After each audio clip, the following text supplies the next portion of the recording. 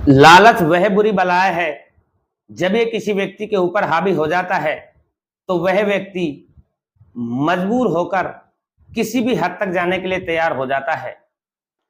यह सब कुछ जानते हुए भी गलत रास्तों पर चलना खतरों से खाली नहीं है।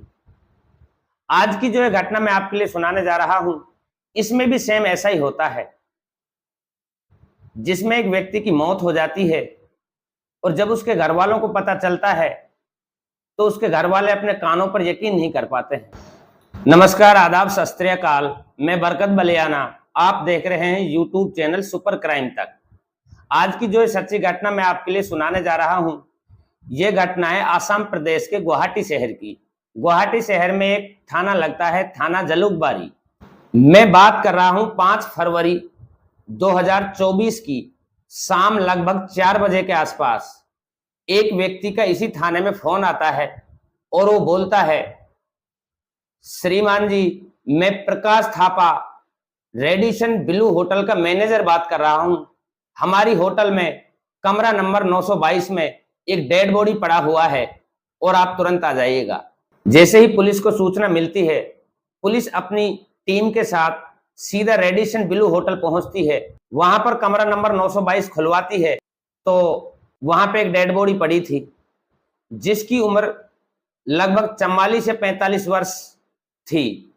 अंदाजा लगाया जा रहा था कि मरने वाले व्यक्ति ने आखिरी सांस तक लड़ाई की है और यह भी अंदाजा लगाया जा रहा था मारने वाला व्यक्ति एक नहीं था बल्कि एक से ज्यादा थे, क्योंकि उसके नाक और मुंह से खून बह रहा था। पुलिस घटनास्थल की बारीकी से जांच करती है। बावजूद इसके जब पुलिस को कोई सुराग नहीं मिलता तो पुलिस होटल के मैनेजर प्रकाश थापा से बात करती है, आपको इसका कैसे पता चला?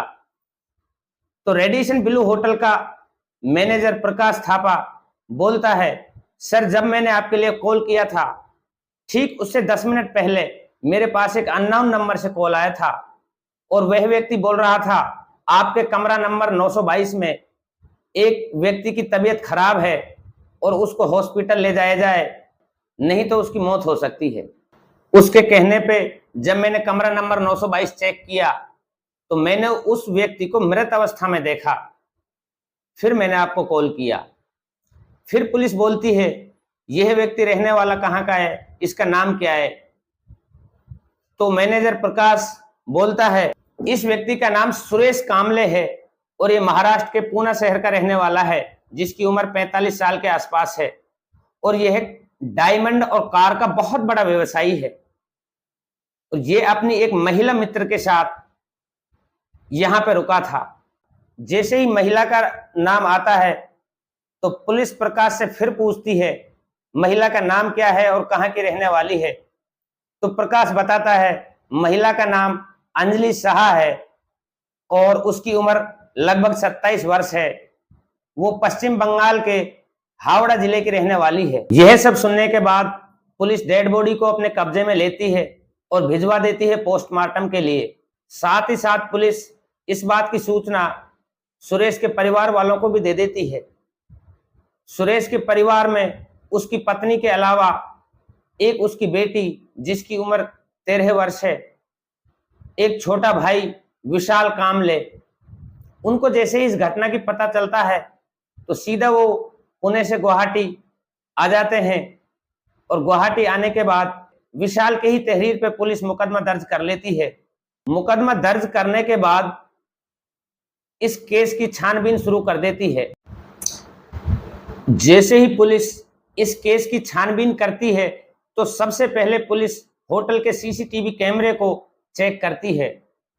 जब कैमरे को चेक किया जाता है तो शाम के लगभग 3:45 बजे अंजलि एक व्यक्ति के साथ होटल से बाहर जा रही थी। जब पुलिस ने उस व्यक्ति के बारे में मैनेजर साहब से पूछा तो मैनेजर साहब बोलता है कि सर, इस व्यक्ति के बारे में तो मैं नहीं जानता, लेकिन यह व्यक्ति भी हमारी होटल में ही रुका हुआ है, कमरा नंबर 1024 में। इसके बाद में रिसेप्शन पर रजिस्टर चेक किया जाता है और रजिस्टर में जब उसका पता देखा जाता है तो व्यक्ति का नाम विकास शाह होता है वो भी पश्चिम बंगाल के हावड़ा जिले का ही रहने वाला था, जिसकी उम्र लगभग 27 वर्ष थी। इसके बाद में पुलिस सबसे पहले इन दोनों को मोबाइल नंबर लेती है, दोनों के मोबाइल नंबर को सर्विलांस पर डालती है। जैसे ही मोबाइल नंबर सर्विलांस पर डाला जाता है तो मोबाइल नंबर ऑन ही नहीं था, बल्कि लोकेशन भी बता रहा था। जब उनका लोकेशन चेक किया जाता है तो दोनों का लोकेशन गुवाहाटी के रेलवे स्टेशन की तरफ आता है। जब पुलिस के द्वारा दोनों का पीछा किया जाता है, जैसे ही पुलिस रेलवे स्टेशन पर पहुंचती है तो उनका लोकेशन गुवाहाटी के एयरपोर्ट की तरफ बढ़ जाता है। जब उस लोकेशन का पीछा पुलिस के द्वारा किया जाता है तो पुलिस एयरपोर्ट के रास्ते पर कुछ ही पहले दोनों को एक टैक्सी से अरेस्ट कर लेती है, और अरेस्ट करने के बाद सीधा शाम के 4:45 बजे के आसपास थाने ले आती है। थाने लाने के बाद जैसे ही दोनों से सुरेश के मर्डर के बारे में पुलिस पूछताछ करती है तो दोनों ही बड़ी आसानी से जब अपना कहानी बयां करना शुरू करते हैं तो इतना हैरान करने वाली कहानी थी, पुलिस ही नहीं सुरेश के परिवार वाले भी अपने कानों पर यकीन नहीं कर रहे थे। दरअसल इस कहानी की शुरुआत होती है घटना से लगभग 1 वर्ष पहले। सुरेश जब अपने बिजनेस के सिलसिले में कलकत्ता के नेताजी सुभाष चंद्र एयरपोर्ट के रेस्टोरेंट में जाता है तो वहां जाकर वो अंजलि को देखता है। दरअसल अंजलि इस रेस्टोरेंट की स्टोर मैनेजर होती है। जब सुरेश पहली बार अंजलि को देखता है तो उसकी खूबसूरती की वजह से उसको देखते रह जाता है। इसके बाद में जब भी सुरेश कलकत्ता आता है रेस्टोरेंट में जरूर जाता है और अंजलि से बात करने की कोशिश करता है। काफी बार आने के बाद और अंजलि को देखने के बाद अंजलि को भी यह महसूस हो जाता है कि सुरेश उसको पसंद करने लगा है। काफी चक्कर लगने के बाद एक बार अंजलि खुद उसके पास आती है और उससे बातचीत करती है। जैसे ही दोनों की बातचीत होती है तो अंजलि को यह पता चलता है सुरेश एक बहुत बड़ा व्यवसायी है, बिजनेसमैन है। वो कार और डायमंड का बड़ा व्यापारी है और बहुत पैसे वाला है। तो ये सब कुछ जानने के बाद अंजलि अपना नंबर सुरेश को दे देती है। सुरेश अपना नंबर अंजलि को शेयर कर देता है। अब इसके बाद दोनों फोन पे एक दूसरे से बात करते हैं। फोन पे बात करते करते कब एक दूसरे से प्यार हो जाता है पता ही नहीं चलता है। अब दोनों के बीच प्रेम प्रसंग शुरू हो चुका था। अब जब भी दोनों को टाइम मिलता था दोनों मिलते थे, घूमते थे। सुरेश की पत्नी को इस अफेयर के बारे में बिल्कुल पता नहीं था।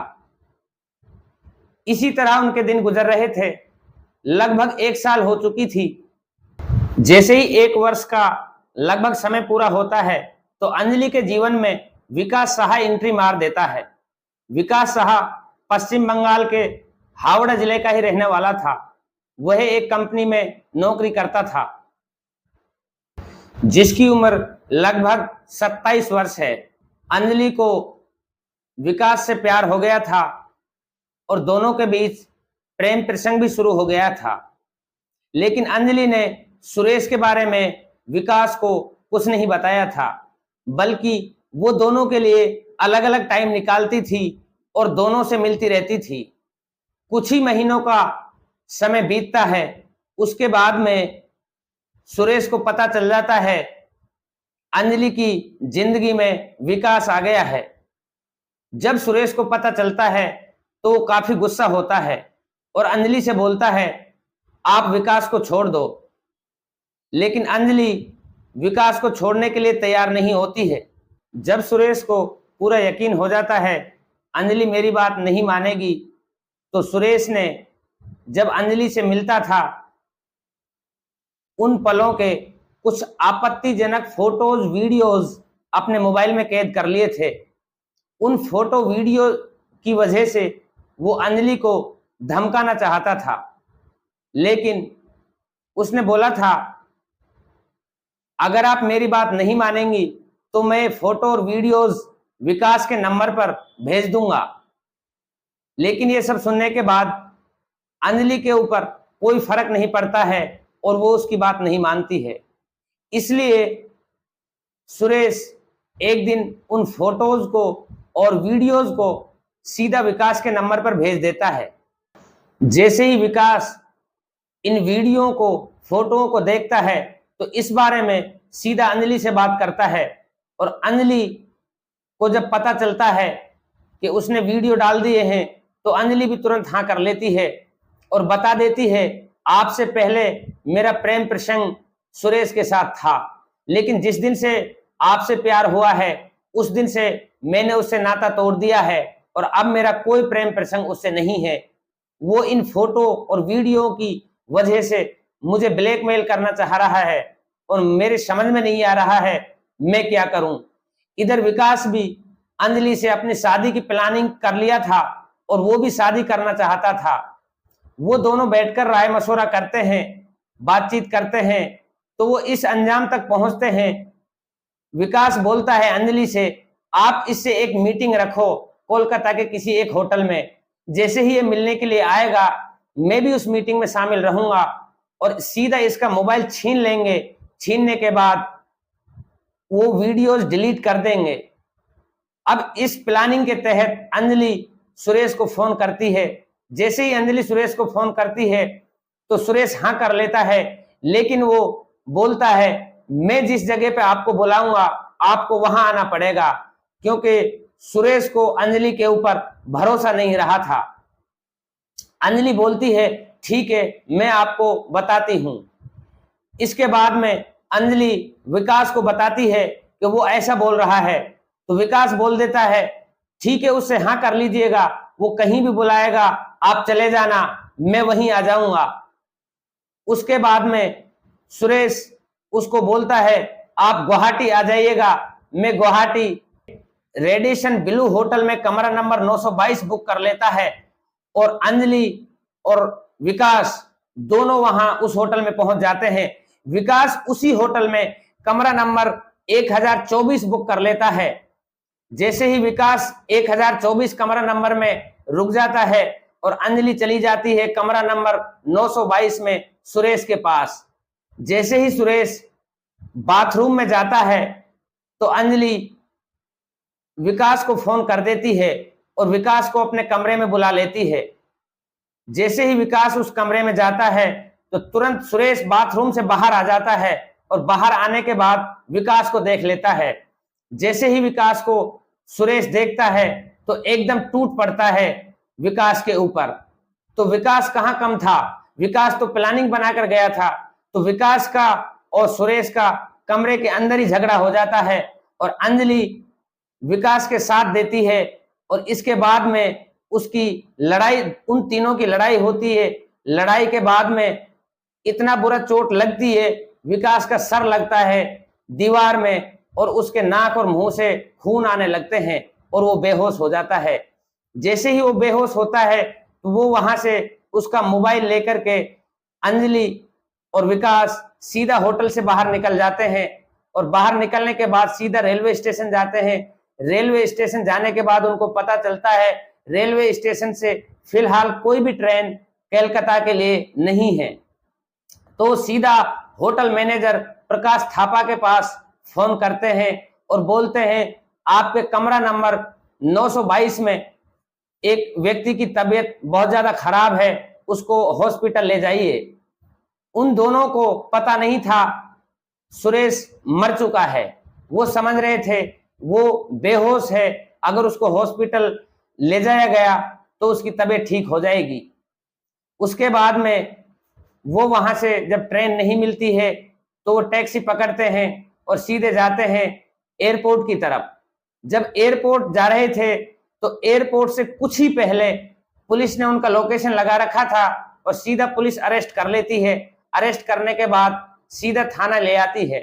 थाना लाने के बाद सीधा मुकदमा दर्ज करती है 302 और डाल देती है सलाखों के पीछे।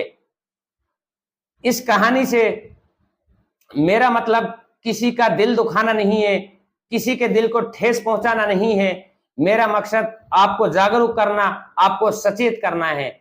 जय हिंद, जय भारत।